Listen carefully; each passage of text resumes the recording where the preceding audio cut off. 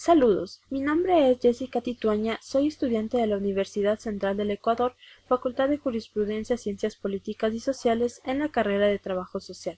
Mi tema a presentarles el día de hoy es la Defensoría del Pueblo. Pero, ¿qué es la Defensoría del Pueblo?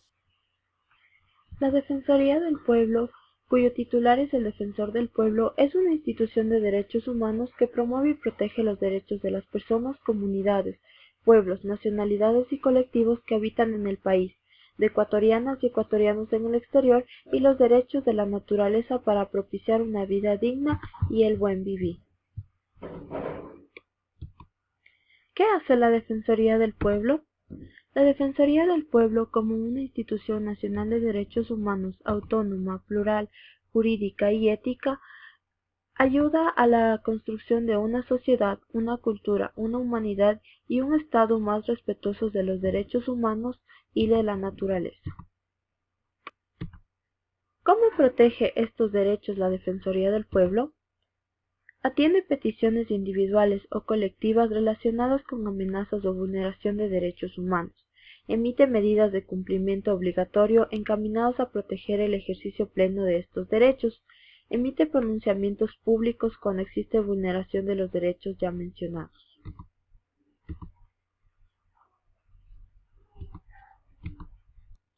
Establece responsables, recomienda acciones para frenar el acto violatorio y restituye los derechos vulnerados.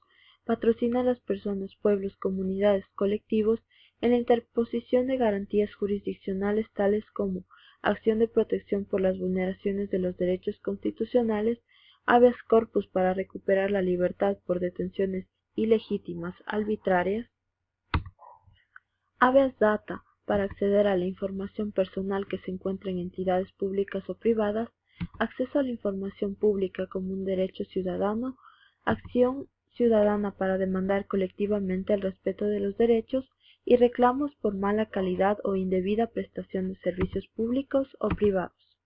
La Defensoría del Pueblo trabaja con 4 ejes principales.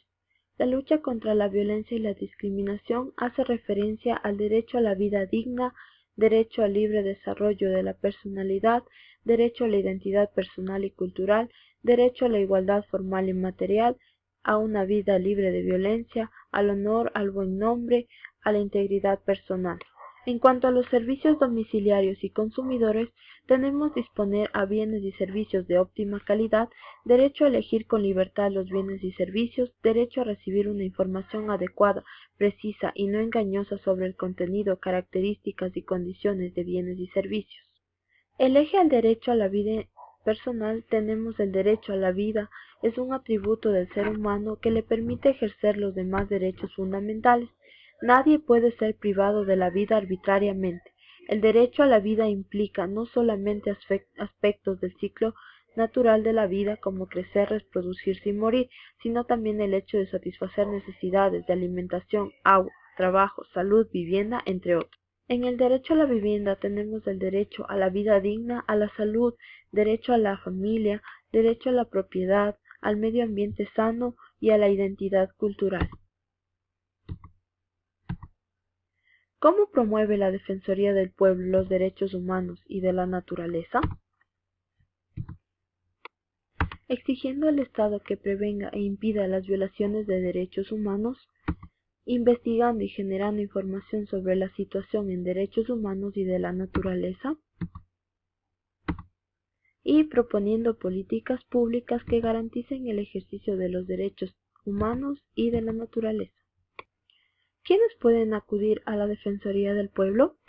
Cualquier ciudadano o ciudadana, sin discriminación de ningún tipo, puede solicitar la intervención de la Defensoría del Pueblo si considera que algún organismo público, personal, natural o jurídico ha vulnerado sus derechos fundamentales o han sido lesionados sus intereses legítimos. ¿Cómo presentar una petición? Debe acudir personalmente y presentar sus peticiones en forma verbal o escrita ante un funcionario de la institución con su firma de responsabilidad. Si es posible, adjunte al reclamo las fotocopias de los principales documentos relacionados con el caso planteado.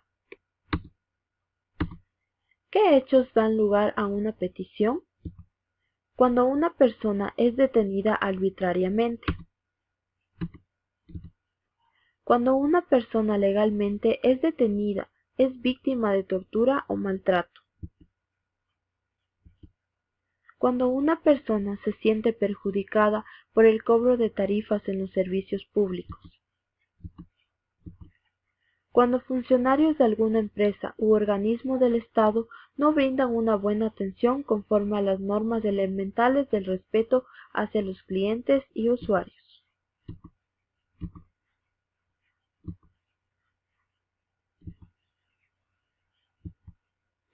Cuando se rechaza una petición, se rechazan las peticiones anónimas, las que revelan mala fe, carencia de fundamentos, las que estén sujetas a resolución de los jueces u otro tipo de autoridades, y aquellas cuyos trámites produzcan un perjurio a los derechos de terceros. Toda petición debe reunir los siguientes requisitos de manera clara: nombres y apellidos del quejoso y de la persona contra la cual se formula la queja.